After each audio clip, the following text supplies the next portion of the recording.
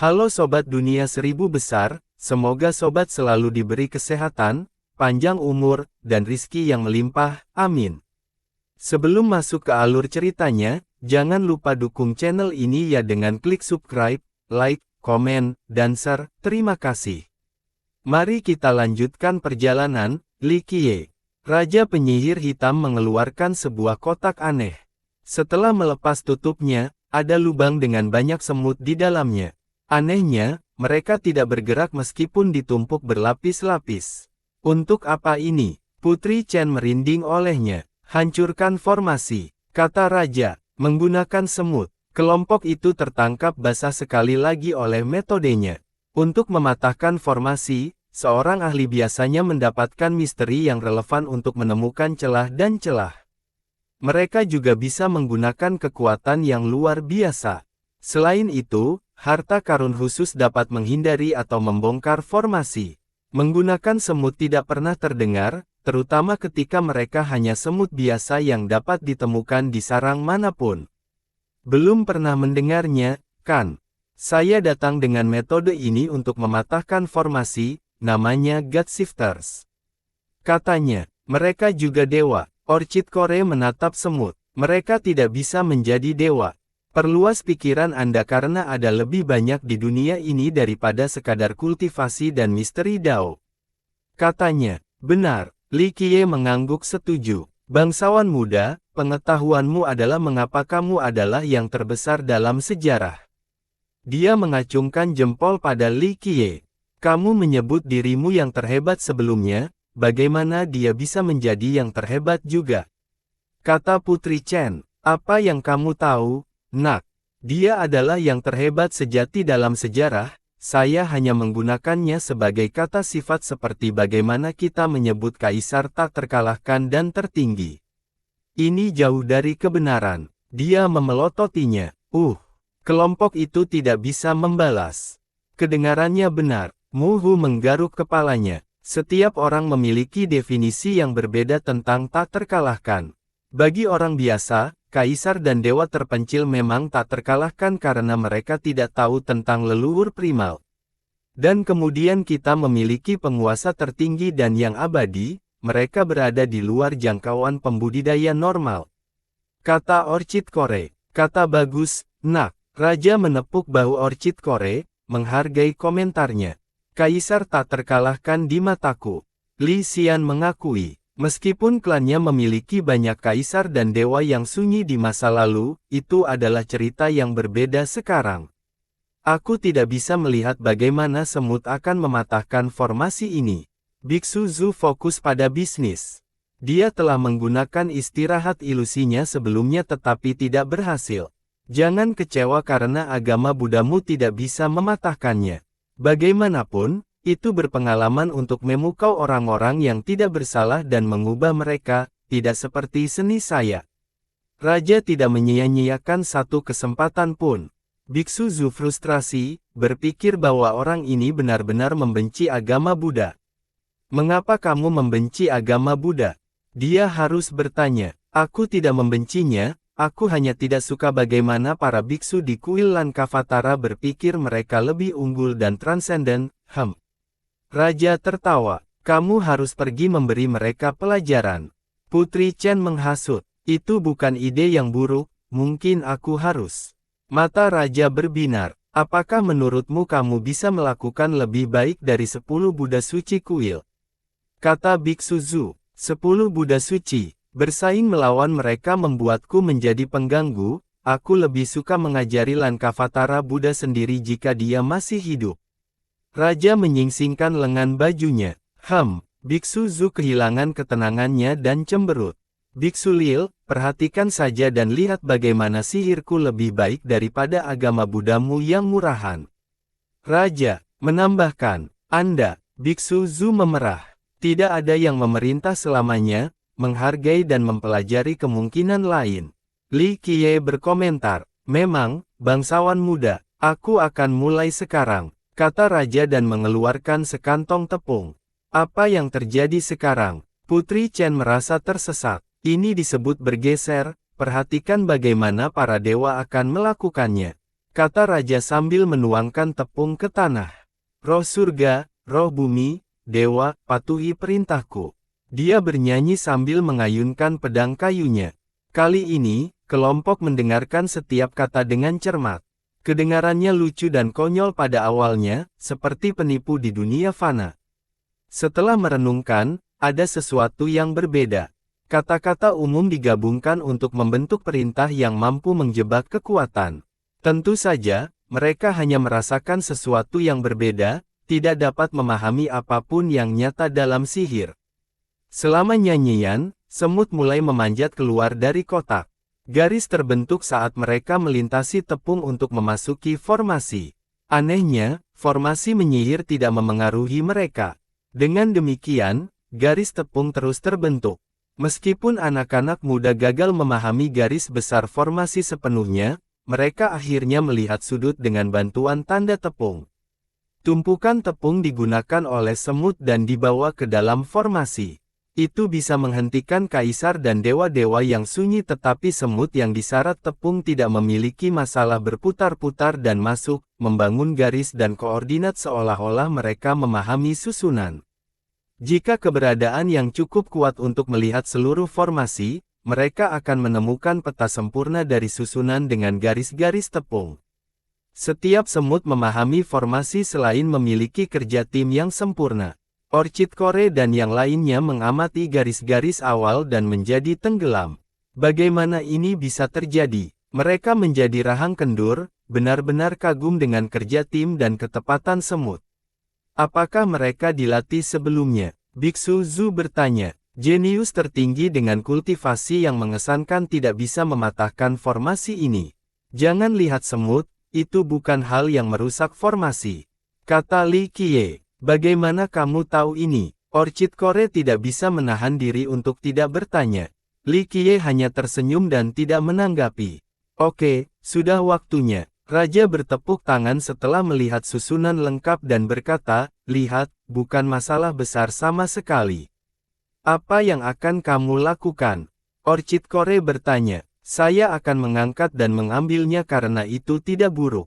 Raja tertawa. Angkat. Kelompok itu tidak mengerti karena itu menyatu dengan tanah. Raja mengayunkan pedang kayunya dan meneriakkan, roh surga, roh bumi, dewa dan jenderal, menggeser gunung, memindahkan lautan, dan mengangkat langit. Semut berbaris menjadi kelompok-kelompok dan dengan perintah terakhir, mereka berbaris dengan penuh semangat. Kelompok itu bisa merasakan langkah kuat mereka yang mampu menghancurkan tanah. Kelompok itu bertukar pandangan takjub sambil menyaksikan penyerbuan yang mengesankan dan berirama.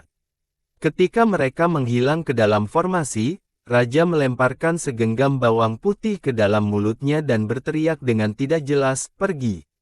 Dia memuntahkan api penyihir ke dalam formasi, membakar garis-garis tepung dengannya. Api menutupi formasi tetapi tidak membahayakan semut. Bahkan, mereka tampaknya diberdayakan dan berubah menjadi tentara yang berapi-api. Gemuruh, mereka berdiri dengan dua kaki, mengangkat seluruh formasi. Ini secara alami mengejutkan penonton. Dia bisa menggeser formasi. Kata yang lain, mereka melihat orang menghancurkan formasi sebelumnya dengan berfokus pada celah atau memahami misteri, tidak mengangkat susunan penuh. Bagus, bagus, aku akan mengambil ini. Raja senang dengan dirinya sendiri. Karena itu, dia membuka tas dan mengambil formasi. Kabut dan kabut segera menyebar. Dia berhasil. Kelompok itu tetap tidak bisa berkata-kata. Beberapa telah melihat nenek moyang prima dan pembunuh surga sebelumnya bersama dengan teknik dan metode mereka yang luar biasa. Namun, pandangan mereka tentang kultivasi hancur hari ini. Kekuatan berasal dari kultivasi dan dao, namun hal-hal biasa efektif di bawah penggunaannya. Bukankah aku mengatakan sihirku adalah yang terbesar? Raja mengangkat kepalanya dan dengan bangga menyatakan. Kali ini, kelompok itu tidak bisa mengolok-oloknya. Tidak buruk sama sekali. Li Qiye tersenyum. Hahaha, aku menghabiskan beberapa era untuk membuatnya. Dia melengkungkan dadanya ke depan, merasa puas. Area yang terungkap ternyata adalah lembah, bukan jalan menuju reruntuhan tua. Begitu kelompok itu masuk, mereka merasa itu indah seperti taman kekaisaran yang terawat dengan baik. Setiap bunga dan pohon tampaknya telah dipilih dan dipangkas dengan cermat. Setelah melewati pintu masuk, mereka melihat sebuah kolam di tengah dan sesuatu yang megah di luarnya. Struktur ini ternyata adalah makam yang megah. Itu disegel tanpa pintu masuk yang terlihat, tampak seperti monumen besar yang terbuat dari satu balok yang tidak bisa dipecahkan. Tidak ada karakter dan simbol yang terlihat, ini secara alami membingungkan kelompok.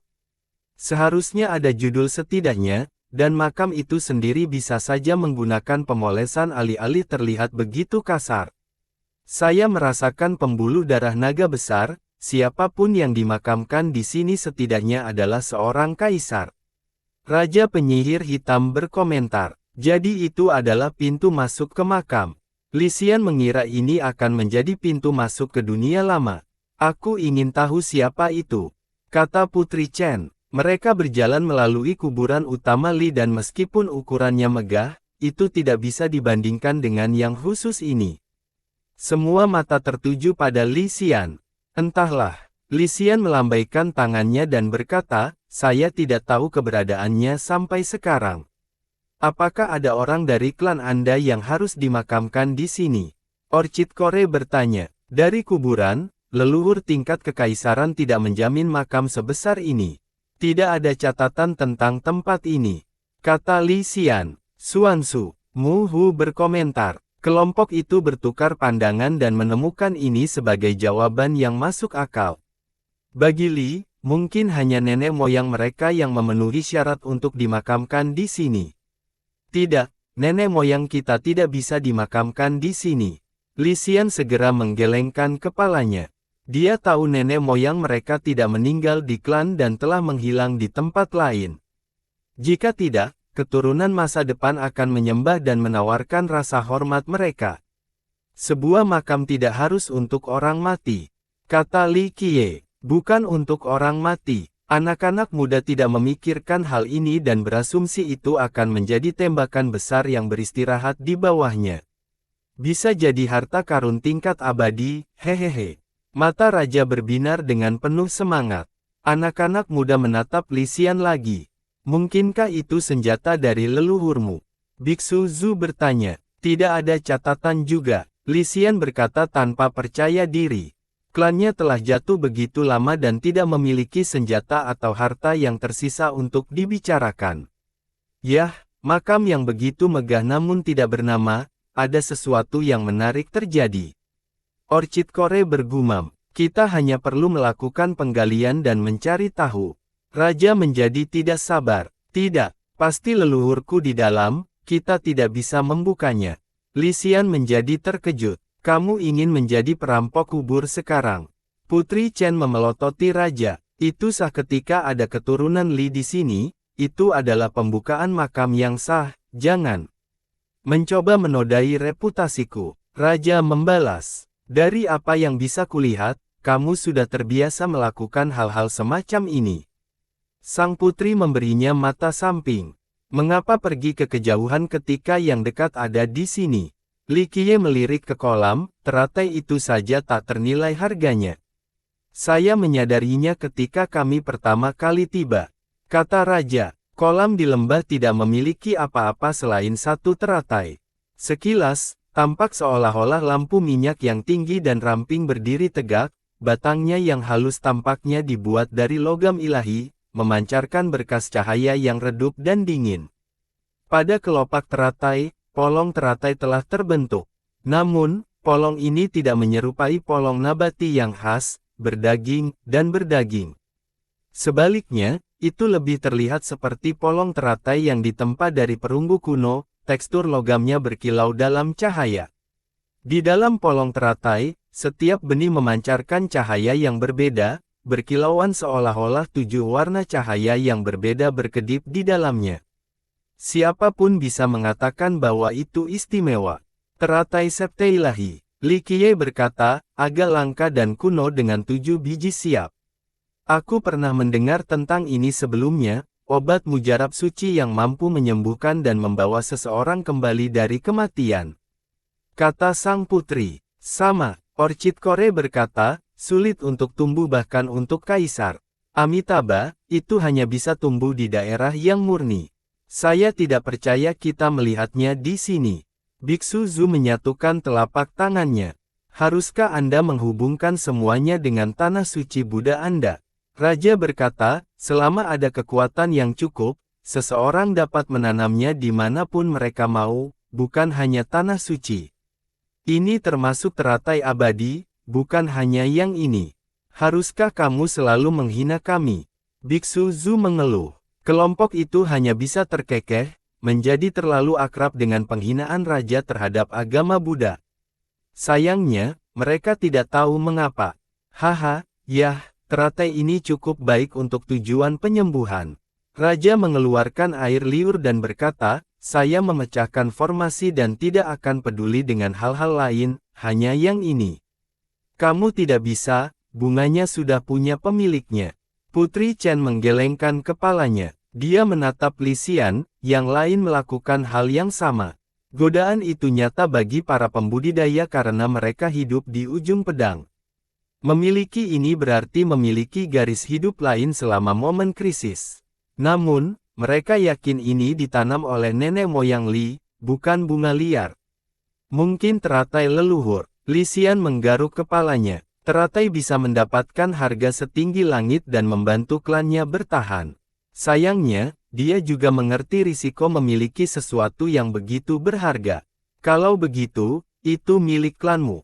Kata Putri Chen, menekan keinginannya untuk melakukan apa yang benar. Bunga itu berharga, tapi itu adalah milikmu. Kata Orchid Core, melihat Li Xian sebagai teman. Orang-orang suci muda baik karena orang-orang besar lainnya tidak memiliki prinsip dan sentimen yang sama. Mereka akan meremehkan Li Xian dan merebut teratai tanpa ragu-ragu. Persahabatan yang dangkal tidak berarti apa-apa dibandingkan dengan manfaat nyata. Hei, apa yang kalian semua coba lakukan, jangan putuskan untukku. Saya secara alami menginginkan sepotong teratai ini. Raja memelototi mereka. Bagian apa? Itu milik Li, kata sang putri. Lalu apa? Menyerahkannya padanya hanya menyakitinya. Ketika orang mengetahuinya, mereka tidak hanya akan membunuhnya tetapi juga memberantas apa yang tersisa dari klannya. Kata raja, kelompok itu berhenti sejenak dan menyadari raja benar. Hanya pembenaran untuk keserakahan Anda. Kata sang putri, jika saya tidak menerimanya hari ini, orang lain akan melakukannya hanya dalam beberapa hari, percayalah. Anda tidak menyadari kebencian di hati manusia. Kata raja. Kamu benar, Raja. Li Xian menghela nafas, saya tidak memenuhi syarat untuk memelihara teratai ini. Risikonya terlalu tinggi. Lihat, aku akan menyimpannya untukmu. Raja tertawa. Tidak, niatmu tidak murni dan egois. Kata sang putri, itu bukan keluar dari pertanyaan. Li Qiye akhirnya berbicara dan menepuk bahu Raja, kamu akan melindunginya untuknya, tidak apa-apa. Hahaha. Lihat, bangsawan muda itu telah berbicara. Raja tertawa. Karena kamu mengurusnya untuknya, biarkan dia mengikutimu. Li Qiye menyeringai, mereka berempat juga, mereka perlu mengawasi Anda sehingga Anda tidak akan menggunakannya untuk diri Anda sendiri. Apa? Raja akan mengambil teratai tetapi mundur setelah mendengar ini. Tidak, tidak mungkin. Lelucon konyol macam apa ini? Aku tidak ingin 5 anak tiri mengikutiku kemana-mana, aku lebih baik mati. Dia memprotes, seolah-olah kami ingin mengikutimu. Sang putri berkata, saya tidak ingin terjebak mengawasi dia. Bisa mengikutinya adalah keberuntungan, yang lain tidak memiliki keberuntungan yang sama. Li Qiye memberitahu sang putri. Kelompok itu bertukar pandang. Apakah kamu mendengar itu, Nak? Yang lain berlutut dan memohon untuk mengikutiku, namun aku tidak melirik mereka satupun. Anda paling menghargai kesempatan sekali dalam satu zaman. Raja sombong setelah mendengar pujian Li Qiye. Tapi kami adalah pembudidaya yang sudah menjadi siswa untuk Akademi Anggrek, rasanya tidak tepat untuk belajar sihir. Orchid Core ragu-ragu. Amitabha, Biksu Zu menyatukan telapak tangannya. Meskipun jalur sihir ini luar biasa, itu mungkin tidak cocok untuk mereka. Haruskah kita benar-benar mengikutinya? Sang putri menganggap ide ini aneh. Meskipun Li Qiye jauh lebih lemah dari mereka dan tidak memiliki otoritas, entah bagaimana mereka menganggapnya kredibel dan mendengarkannya. Jangan pernah memikirkannya, kalian rakyat jelata tidak bisa mempelajari sihir unikku, haha, tidak ada bakat sama sekali, belum lagi menjadi sangat tidak patuh. Raja tertawa, saya setuju. Muhu adalah orang pertama yang setuju dan maju dengan tangan terangkat, senior, belalang gorengmu enak, sama untuk kelabang. Bolehkah saya punya tas dulu? Berebut, Raja penyihir hitam menendangnya pergi tetapi dia bangkit kembali dan memohon lagi. Raja mengabaikannya, bisakah aku mempelajari senimu? Bakatku mengerikan. Li Xian tidak percaya diri. Sungguh mengerikan, aku tidak ingin mengajar orang bodoh. Raja tidak menahan diri. Li Xian memerah setelah mendengar ini. Dia jarang berinteraksi dengan orang luar dan masih memiliki kulit yang kurus. Benar, bakatku buruk, tapi aku bisa bekerja keras. Dia menjawab dengan sungguh-sungguh. Apakah kamu mendengar itu? Dia bisa menutupi kurangnya bakatnya dengan kerja keras. Kultivasi tidak hanya mengandalkan bakat. Li Qiye tersenyum. Tidak mungkin. Raja merasakan bahwa Li Qiye serius, ingin dia mengambil kelompok ini sebagai murid. Oh, teratai Septe Ilahi. Sebuah suara menyela percakapan mereka bersama dengan aura yang mencekik. Seseorang mendarat di udara, menyebabkan anak-anak muda terhuyung-huyung mundur karena gentar.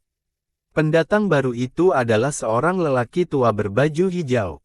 Jubahnya memiliki pita hiasan yang berkibar di udara seperti cabang pohon willow. Rambut hijaunya juga bercabang keluar. Dia menyerupai pohon yang menjulang tinggi yang memerintahkan rasa hormat. Auranya adalah dewa yang sunyi. Yang mulia Willow. Putri Chen terkejut melihatnya. Pelindung kiri dari Sekte Iblis. Orchid Core menarik napas dalam-dalam. Li Xian juga bergidik, kultus iblis pernah menjadi taring Mosi.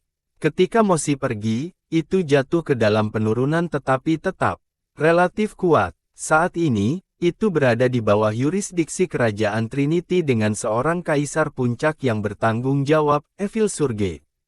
Pelindung kiri ini secara signifikan lebih kuat dari mereka terlepas dari potensi mereka.